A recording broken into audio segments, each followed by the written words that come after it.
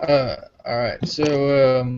My name is Zach Mesh, and today I'm going to talk about income revenue for a D1 college.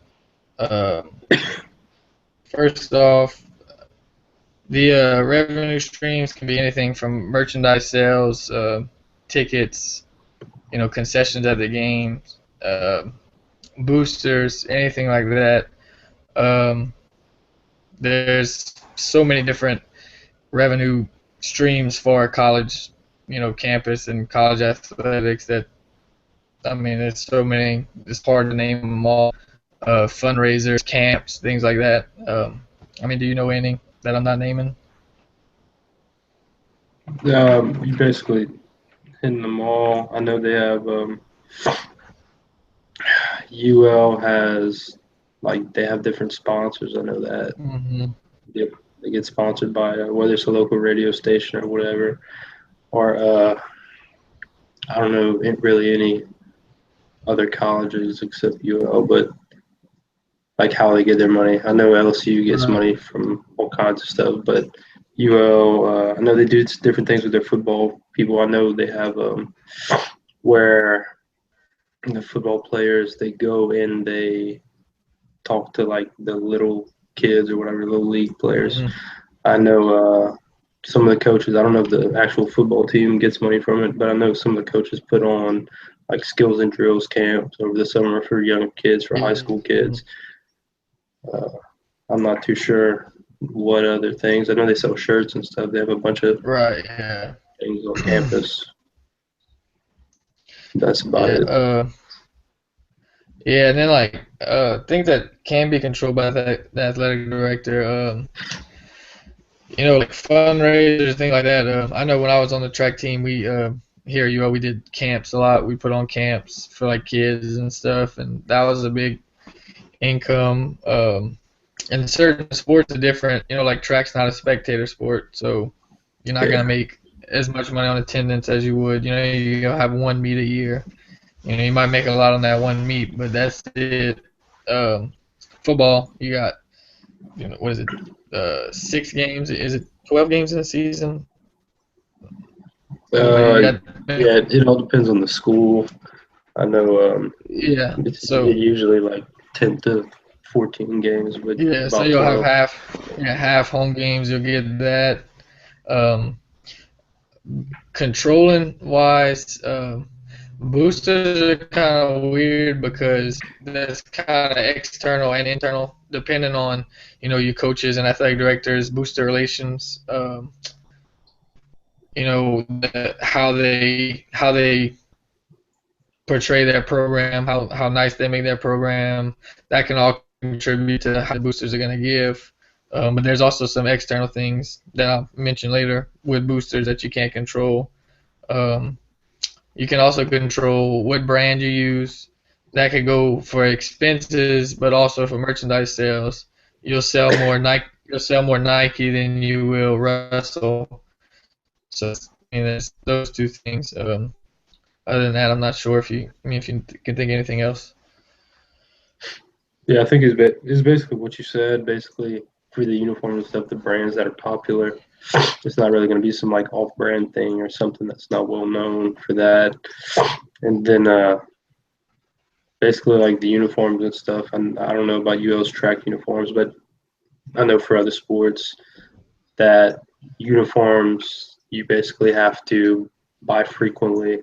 Whether it's the senior gets to bring home their uniform and say you have 60 graduating seniors, and then you need 60 more uniforms basically. But then Right. freshmen to juniors can reuse theirs for the next year.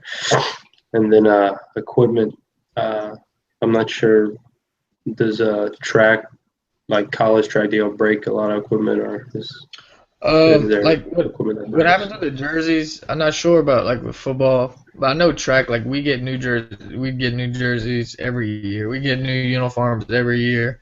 Um, like shirts, just like this shirt right here. When I first switched to Adidas, like you get 3 or 4 shirts a year like that. You have your training shoes, you have your sprint spikes, or you throwing spikes, and equipment wise for track, not really, because I mean, if you start breaking hurdles, a set of hurdles, or outrate the price of them is crazy.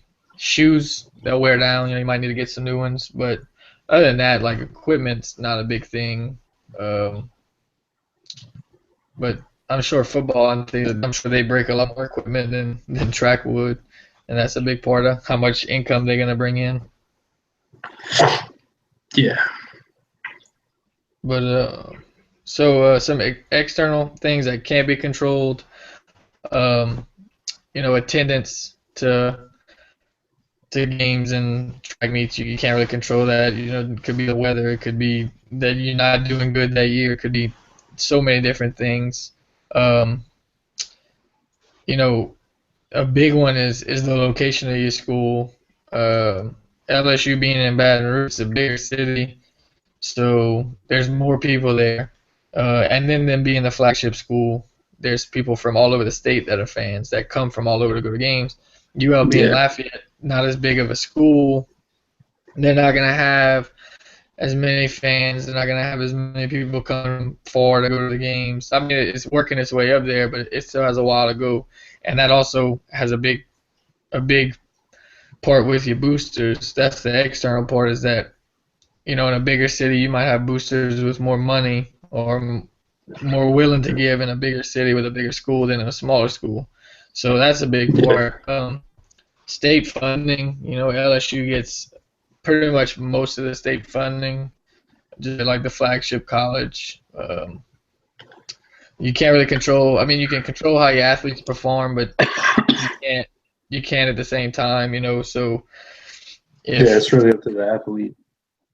right, I mean, if they aren't performing, that's a big part on if people are gonna come. If you 0-8, your stands are gonna be empty. So that's something you can control, but you can't control. So I don't know. Anything you have? I mean, I know, like, piggybacking on what you just said, whenever UL went to the bowl game the past 3 years, 4 years, we had a lot of fans that started coming back to the Right. games, and then you would all see Yeah, the stadium definitely. filled up. Hmm. But then this past year, whenever we had a bad season and a rough season, I remember I went to a game where it was pouring down rain in that one day. It was like horrible rain, and the stands were empty, like me and maybe 20 people in the student side. And Right. Yeah.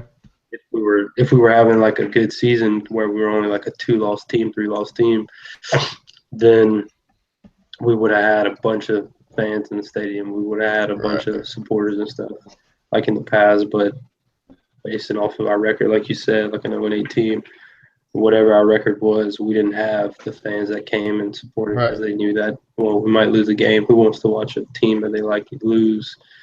So Right. I agree with that. And then the weather, like you said, raining wise that day, the rain was horrible. They almost had to call up the game. So that's a external cause you can't really control, especially as No. an athletic director. And then as an athletic director, you have to choose when you're going to replace that game. Basically, if you're going to schedule it later on, if you're going to erase it all together, and you count your losses on all the stuff that you spent to make that game happen. Right. I mean, and then like another thing, like back on the LSU thing, like go to LSU game when it's pouring down rain. It's still gonna be full of people. Yeah, But you also look at the price of their tickets. The price of their tickets, like if I'm gonna pay $200 a ticket, I don't care if it's raining, snowing. Like I'm going to sit down. UL's tickets aren't that expensive, so yeah, we just basically it's kind of how big your school is and how far along your school has progressed. And I mean UL has progressed in that way, but it's just to get on that level, it's gonna take them a while. yeah. No, I agree Um, with you. and lastly, for my final project, I'll be interviewing my former track coach here at UL. I'm a sports management major, and that was his major, and I plan on going into coach, and so that'll be who I interview. But anyway, thanks for watching, and thanks for coming to the meeting with me. But all right, hope you enjoy.